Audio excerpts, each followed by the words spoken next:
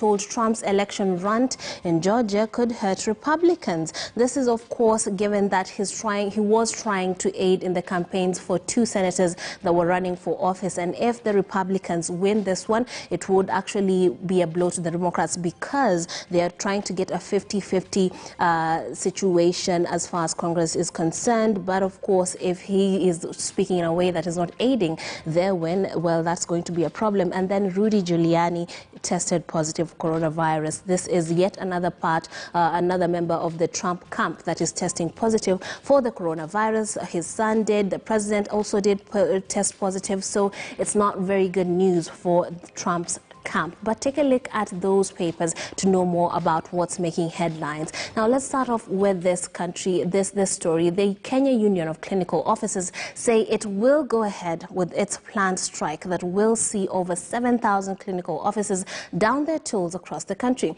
Speaking to KTN's Kisa Wandera last night on KTN's Checkpoint, KUKO chairman Peter Washira says the government has reneged on its promises twice already and clinical officers will not go back to work without tangible gains. Here is an extract from that interview. For clinical officers and nurses, we have issued strike notices twice this year.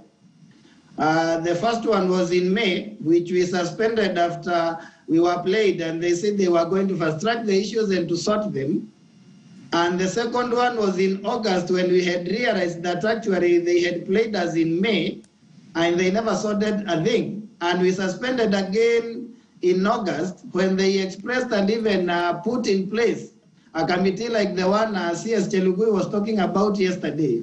And that is why we cannot suspend our strike of now because we have been played twice. I know this is the first time probably KMPDU is issuing a strike on these issues, but we have issued in the past 2 times and suspended because they affirmed that they were actually going to take care of these issues and to bring solutions, right, which never came forth. So from midnight tonight, all the clinic officers in this country will be on strike. And we are saying we are not the ones striking, it's the government that is going on strike. Right. For clinic officers, a very tough stance there, and that is the main story on our front page on the Standard this morning. One of the main stories, rather.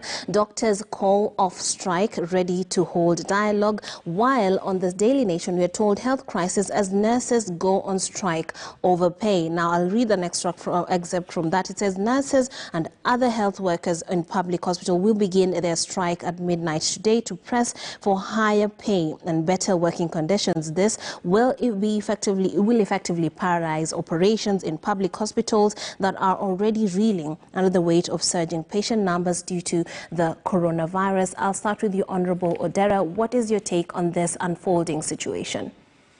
What a time for health workers to go on strike. And of course, yesterday, the KMPDU, Kenya Medical Practitioners and Dentists Union, also postponed their strike essentially. Yes. From starting on 6th, they threatened to start their strike on 21st, and the grievances are largely they are largely similar. If you look at the nurses, the clinical officers, and the doctors, the grievances are similar. How I wish that there could be a consolidation of the interventions being undertaken by the Ministry of Labour, the Parliamentary Committee on Health, the National Assembly Committee on Health, which I know has been deeply involved in this, and bringing the unions together rather than having the 3 unions act almost independent of each other. I know that the professions are different. They organize themselves differently.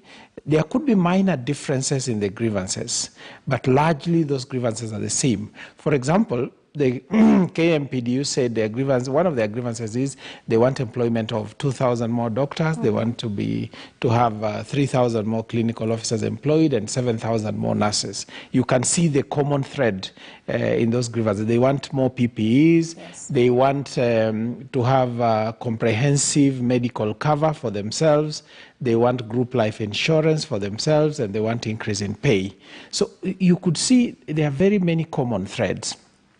If you wanted to have a consolidated approach to this, that would probably make it easier for the ministry, for the parliamentary committee, and for these unions to engage at a level where you bring those grievances together.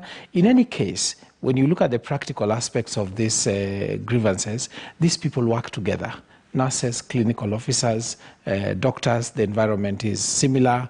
They work together. They share lots of things at their workplace. Yeah. They attend to the same patients. The environment is the same.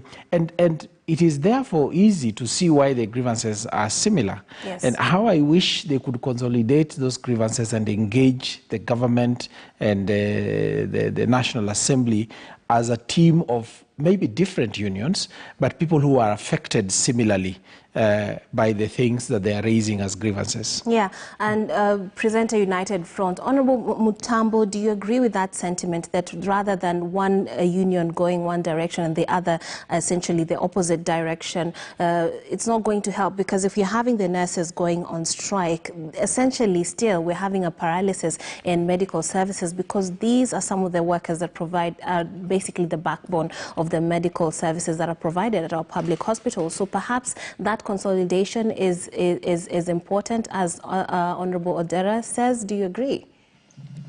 I totally agree, but unfortunately that is not the case, because our constitution has given a lot of freedom to so many institutions and organizations to form their union, and this is where we are.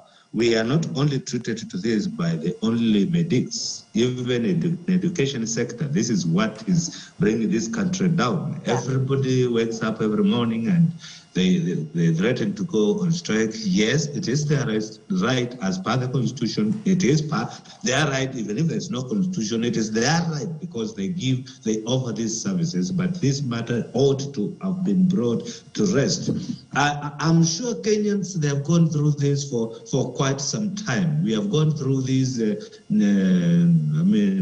strikes, not yesterday, not the day before yesterday. We've been having all these strikes year in, year out, and we seem not to have any way out.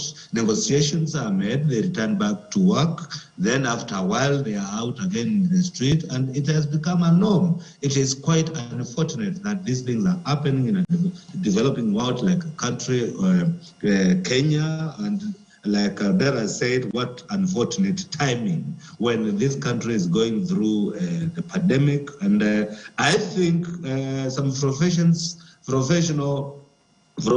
is a calling, and once you endeavor yourself to engage in that profession, the priority number one is the call to serve, to save lives. And if that is really what you want to do, money comes secondary, money follows you. I am not saying that medics should not be paid. They should be paid, they should be given what they need, they deserve whatever they are asking for. And I believe there is a better mechanism of handling all these matters apart from downing the tools, because if you are in a profession whereby you are a medic and your job is to treat people, then you go on a strike, all those people perish, what will you do? Who will you treat tomorrow? We need these Kenyans to be alive so that you can continue doing your job. It is quite unfortunate what is happening in our country, and I believe, and I'm sure Odera will agree with me, that this has been opened up by our constitution, which gives the institution that freedom to do whatever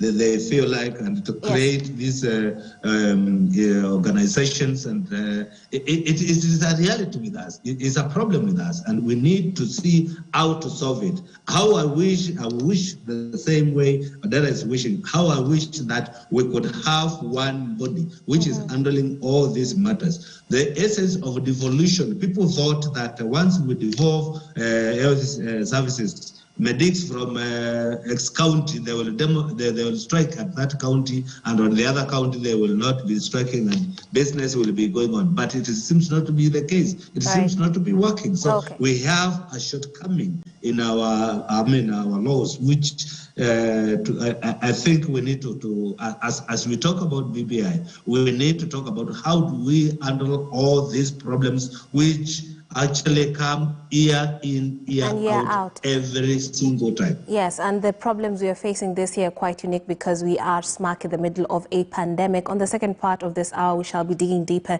into this developing story, it being one of the major things that have been happening, major stories that have developed over the weekend. But I would like us to focus on what you've brought up, Honorable Mutambo, the BBI. On the front page of the Standard this morning, we're told about the road to Damascus. Now, we're told no contest. Until the day he was hosted by the president of the head of state 2 weeks ago, Ruto was determined to stop the BBI reggae. But since then, his resolve has gradually softened. Only 2 issues now separate him from a yes vote, the paper says. Only 2 issues are separating him from a yes vote: the election of women MPs and a multi-choice referendum. Still, he's all yes inside out. Honorable Odera, do you agree with this analysis? I don't know about the road to Damascus. Yes. I just think that clearly, doubtless, the DP's stance on the BBI has evolved over time. I have a number of interesting things that boggle my mind. One, I ask myself, if the DP and his lieutenants had not taken the positions they took from the inception of the BBI process to date, would the proposals from the BBI report have been the same? I don't know. I doubt that they would be. I think that the pressure they exerted from the inception might have had a big influence on what we got at the tail end of the process. Certainly for the report to be released, the way it was released with the content it had, I am sure that the DP's position and his lieutenants must have had an influence on it. The other thing, of course, is about BBI. You know, I listened to the DP and I listened to the Honorable Musalia Mudavadi, the latest launch of the report in Bomas of Kenya. And clearly, from my interpretation, these 2 gentlemen were not saying no. They were saying yes, but let us consider this. It was not a no. I never had a no from the DP. I never had a no from the Honorable Musalia Mudavadi. They raised pertinent issues. They raised issues which, if you look at the latest copy of that report, those issues have enriched that report. They've been taken on board. And I think that is an important part of this process of consultation. Of course, the latest demands by the DP and his team that, you know, we should include this. The question people are asking is, hey, wait a minute, where were they all this time? Yes. Why didn't they bring this earlier on? Why didn't they present this to the BBI team when the team was going around collecting views? Why didn't they present when the first report was launched in December last year? Why now? So, but then, I mean, the political reality is that every politician wants his space. Every politician wants to take credit for anything good that comes out, and therefore they will be jostling for position taking. However, I'm not sure that people understand what a non-contested referendum means. If it means that there's general consensus and leaders are all accepting the process and moving in the same direction, we don't have an acrimonious campaign period. However, the Constitution demands that Kenyans must vote. So there will be a contest of some sort. At whatever level, we must accept that there will be a contest between yes and no. And people will vote yes, some will vote no. But at the leadership level, I agree that this need not be acrimonious. However, give some thought to this fact. The referendum passage, when it is presented to the people of Kenya to vote, and assuming it is successful, there will be people who will deem it to be a victory for them, and they will hope to gather momentum going in towards the succession, the Uhuru succession of 2022. There will be people who will then be deemed to have lost one way or the other. And I think that is where the 2 parties between the Honorable Raila Odinga and the DP's camps are. That one is keen to see it as a victory when it is passed, if it is passed. One is fearful that if we don't get involved and be on the right side of it, we will be deemed to have lost, and therefore that can hurt our prospects for 2022. Obviously, there's always an agenda when it comes to politics. Honorable Mutambo, what is your take on the situation? The DP has been accused as taking Kenyans in circles by Honorable Musalia Mudavadi. What is your take on that? Because it seems like, as the paper says, indeed, he is softening his stance on the reggae, as some would put it. You see, my fellow Kenyans, one thing we need to understand is that William Samoei Ruto is a deputy to President Uhuru Kenyatta. And one thing I don't expect from Samoei Ruto is for him to fight his boss. Once you put that into context and you understand that, you will understand the predicament the deputy president is in. Because these are two gentlemen who are running this country, whether we like it or not. Deputy president is the current deputy to the sitting president of the Republic of Kenya, and we need to respect. Honorable Mutambo, we seem to have lost your picture right there, but I could hear you. So just keep going. We'd like you to finish your thought on that.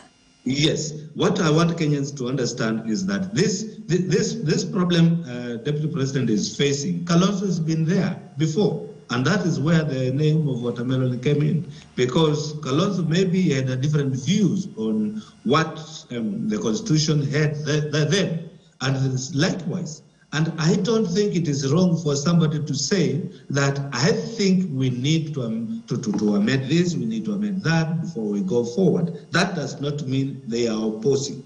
And a good soldier is a soldier who tells their boss that, you know what, when we go this direction, we're going to do this. When we go this direction, this is not the right direction to move on. So I don't know why people are pushing the Deputy President to oppose this. There could be other people opposing, and the referendum will still go on. Referendum can go on without Deputy President. Referendum can go on with the Deputy President on yes side. That does not mean the other Kenyans cannot oppose. Mutambo can stand up and oppose, and I'll be having my constitutional right to say no. And another person will have their constitutional right to say no. So I don't know why we are looking at it, apart from what Odera has alluded to, that there are two functions, there are two teams who are gunning or who are running for 2022. And what they are looking for, they are looking for camps to stay to be on the Kuno side, so that if no loses, then the yes have momentum to going forward. And if no wins, then they also have a momentum of going. And those are the people who support now the Raila Amolo Odinga and those who are supporting William Samoei Ruto. Samoei Ruto at a point is fixed in a place where he does not belong. He is the Deputy President of the Republic of Kenya, and he is working, supporting the President. And that's what he should be doing. And if he's doing anything outside that, then that is outside the arrangement which they had. I'm saying this as a member of Jubilee, knowing that my president is Uhuru Kenyatta and my deputy president is William Samoei Ruto, and that position has not changed. And I have never been summoned by my boss, who is President Uhuru Kenyatta, and told me, you know what, Mutambo, this man called DP Ruto is no longer with us, so this is the direction to go. My conscience is very clear. And I think if we could have an uncontentious referendum, despite that there are Kenyans who have the right to say yes or no, and we move forward, this country will heal. Whatever has been gained after discussion is good enough, and we can move along with it. We can vote for this document, right, because a lot of amendments has already been done. And if there are any issues which people are bringing forward, I think they should be accommodated if there is a room to accommodate. Kenya is ours, all of us, and every Kenyan has a right to say whatever they want to say, and they ought to be listened. Okay. So this issue of pushing one person to a direction which he does not belong, I think this is where we are getting it wrong. Everybody believes that Ruto is opposing and he should remain there. They do not want to accommodate him on this other side. I would accommodate him tomorrow and tell him, if you think this is the right direction, let's move together as Kenyans. Okay, yes. Honorable Mutambo, I'd like Honorable Adera's sentiments on these two elements that seem to be standing in the way between Ruto and a yes vote. That is the women MPs and a multiple choice referendum. What is your stance on that? I think the women's MP idea is probably a solution to one, of course, the solution to the process of BBI, to bring the DP on board, and those who agree with him. I agree with that proposal. I think it's a good one. And it also helps us to deal with the 2/3, or is it 1/3 rule that brings more women to the decision-making levels of government and governance generally. But the one about the multiple question referendum, I just don't know, because six ballots is quite a number, is quite a lot. The practical reality of voting on a multiple question referendum makes you wonder if it is practical at all. I think that on balance, if you go to a buffet, you will pick what you want and leave what you don't want. Not everything affects everybody the same way. And therefore, you know, a referendum or changes in law, enactment of laws, is usually a give and take. You just need to look at the BBI process to understand how much of a negotiated process it has been. And therefore, for me, I would vote yes for a referendum based on one, that we are going to have a lot more resources devolved to the counties. We're going to have CDF anchored in the Constitution. We're going to have a leader of official opposition, complete with a shadow cabinet in Parliament, and a number of other reasons. There could be things I don't fully agree with there, but on balance, and that is really the critical issue, on balance, you're going to say yes or no. And I can tell you, I mean, it's like having a friend. If you have a friend and you like the friend's honesty, the way they treat you, the way they give you feedback on yourself and so on, you take that friend complete with their weaknesses, complete with their failings.